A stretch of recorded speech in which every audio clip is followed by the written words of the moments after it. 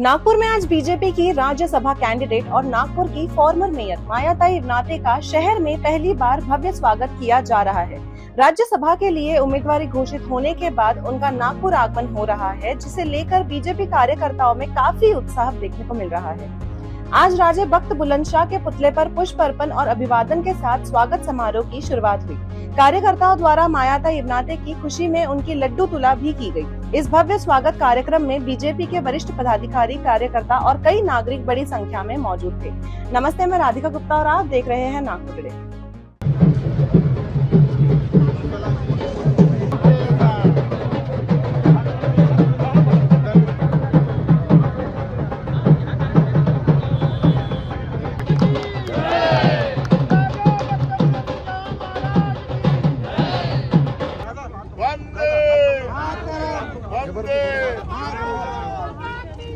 कोण राजे बख्त बुलंदशाह त्या प्रतिमेला नमन करते। देशाच्या सर्व उच्च सभागृहामध्ये आज माझ्या पक्षाने मला पाठवलेलं आहे। याकरिता देशाचे पंतप्रधान नरेंद्रजी मोदी साहेब, तसेच आमचे राष्ट्रीय नेते अमित शहाजी, आमचे राष्ट्रीय नेते नितीनजी गडकरी साहेबजी, त्याचप्रकारे राष्ट्रीय अध्यक्ष नितीन नवीनजी, सर्व माझे राष्ट्रीय नेतृत्वाचा मी इथे आभार मानते आणि धन्यवाद देते। त्याचप्रकारे माझ्या राज्याचे मुख्यमंत्री ज्यांनी मला भारतीय जनता पार्टीचे कार्यकर्ता, ते नगरसेवक आणि आता राज्यसभेत पाठवले असे माझे मार्गदर्शक, माझे आदरणीय देवेंद्र फडणवीस साहेब, त्याचप्रकारे प्रदेशाचे अध्यक्ष रवींद्र चव्हाण साहेब, आपले नागपूरचे पालकमंत्री चंद्रशेखरजी बावनकुळे साहेब आणि नागपूर शहराचे अध्यक्ष माझे मोठे बंधू दयाशंकरजी तिवारी, सर्व नागपूर शहराचे महामंत्री, सर्व पदाधिकारी, नागपूर शहराचे आणि प्रदेशाचे सर्व आमदार, खासदार आणि भारतीय जनता पक्षाचे माझे नागपूर शहराचे सर्व बूथपासून तर अध्यक्ष, वार्डाचे अध्यक्ष, मंडळाचे महामंत्री, या सगळ्यांचा मी मनापासून आभार व धन्यवाद देते। कारण की मी एक नगरसेवक म्हणून माझा कार्याचा सुरुवात केला आणि नगरसेवक एक प्रभागाचा आणि त्या ज्या प्रभागातून मी निवडून आलो त्या प्रभागाचे माझे सर्व कार्यक्रम पहिल्यांदा आदिवासी समाजाचा सन्मानच नाही तर एक महिला शक्तीचा सन्मान आहे। मी माझ्या मनात कधीच विचार केलेला नव्हता। त्या दिवशी, होळीच्या दिवशी, माननीय मुख्यमंत्री देवेंद्र फडणवीस साहेबांचा मला फोन आला।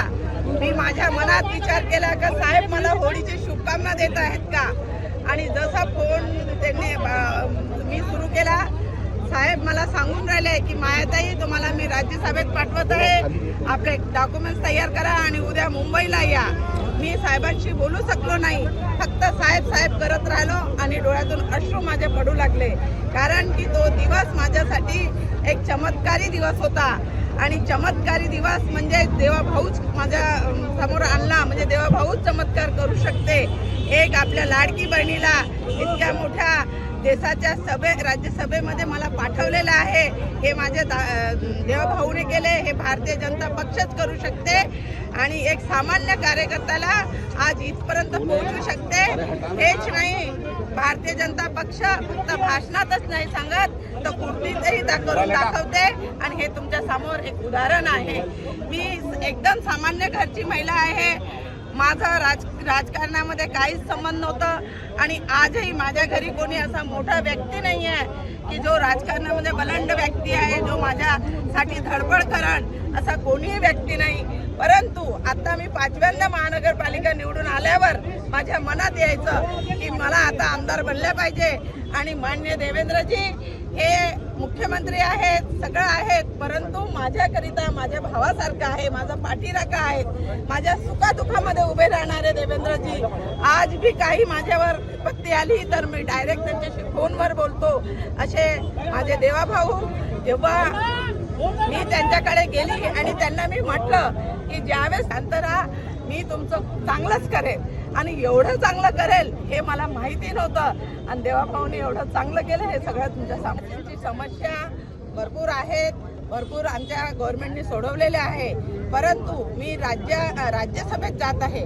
माझ्या समोर समाजाच्या बरोबर गोरगरीब जनतेचा बी विषय आहे आणि या पदाचा मी गोरगरीब जनता देशातले महाराष्ट्राचे त्यांच्यासाठी या पदाचा उपयोग करीन. पण सोबतच क्रांतीवीर भगवान बिरसा मुंडाचा आदर्श डोळ्यासमोर ठेवून माझ्या समाजाच्या तळागाळाच्या व्यक्तीपर्यंत मी पोहोचेल आणि त्यांची समस्या ऐकून त्यांची समस्या सोडवण्याचा मी प्रयत्न